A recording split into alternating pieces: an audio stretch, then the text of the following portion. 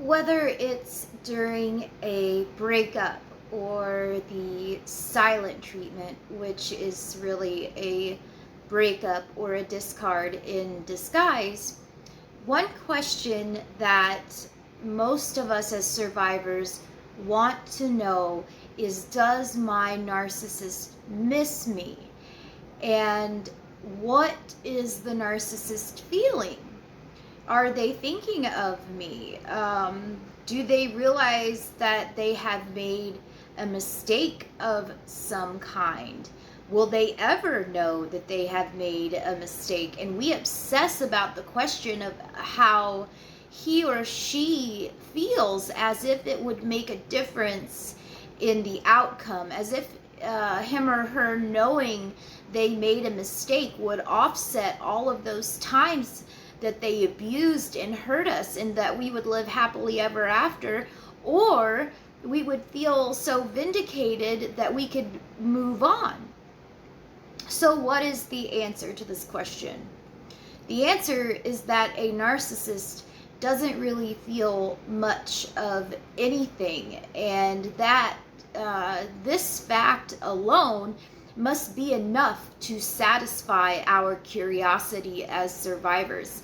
It has to. It is imperative that this fact is what helps us get through what this is all about.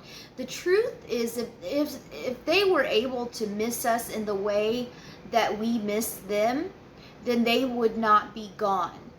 And look at one of the things about narcissism is this, and everyone has noticed this, I believe, is that every single behavior connects seamlessly to the next behavior. And when we truly grasp this fact, the answers that are nagging, are the answers to these nagging questions fall into place. And it's a game of connect the dots, narcissist style. So the fact that a narcissist does not miss us and is not capable of missing us is like a normal person would miss someone that they split up with, is because they don't miss anybody.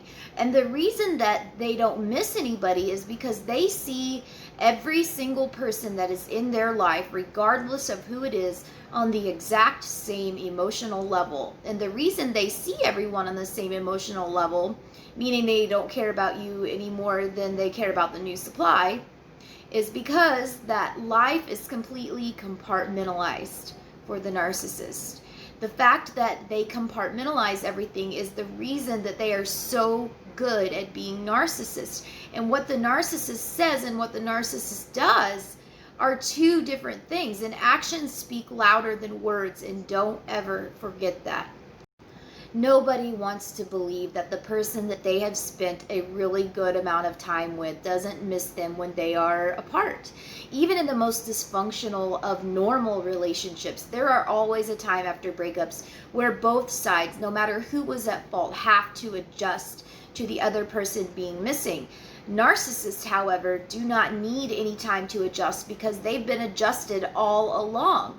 How can they miss you when they never really considered themselves a boyfriend or a girlfriend or a wife or a husband to begin with? And we agonize over this as if it's the worst thing in the world when it's just a simple fact. And this is what I'm talking about when I say our suffering changes nothing for the narcissist. And most of us will and do suffer greatly during every silence, disappearance, or discard.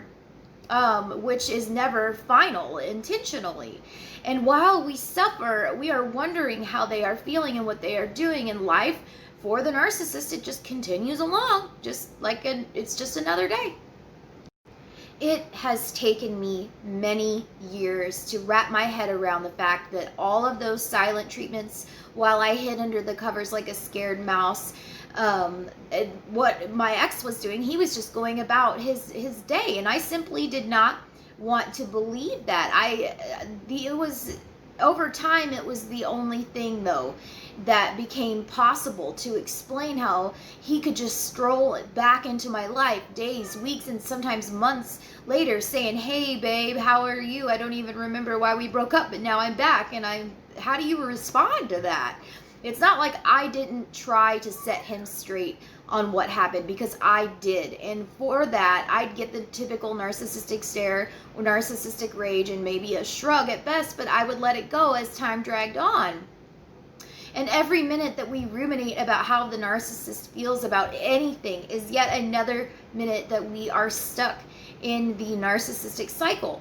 So how the narcissist feels when we are gone is the top question that I'm asked during consultations. And although no one likes my answer, I eventually get them to change their perspective about the breaking of confusion and the cognitive dissonance. And I explained how I turned the final breakup around in my own mind, because I decided it was the final breakup, and accepting that my ex did not care and he would never care. And the fact is that I'd much rather think that my ex wasn't capable of loving or missing me, and knowing that for a fact, know that they can't to begin with, then that is how he was able to do what he did, rather than to think that he did love and miss me as much as I loved and missed him.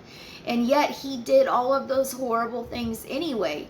And if hopefully that makes sense to you, and coming to accept this eliminated a lot of rumination of how could he do this, why doesn't he love me, how, why, what, and it goes on and on and on and on. To get over the narcissist and to move on and get on with our lives, we absolutely have to change perspective. And I am adamant about that when I counsel people. It is really as simple as this. As if you and I were looking at the same picture, and the way you see it makes your heart break over and over, and the way I see it puts me at peace, wouldn't you want to see it my way? Wouldn't you want me to explain to you why it is that I get to see it that way, so that you can get to that same peaceful place? Granted, my explanation had better be good, and this is why I try to explain things logically in my videos. You can get to a place of peace with this, my friends. Connect the dots and watch the puzzle pieces fall into place, as once this process begins, recovery is not too far behind.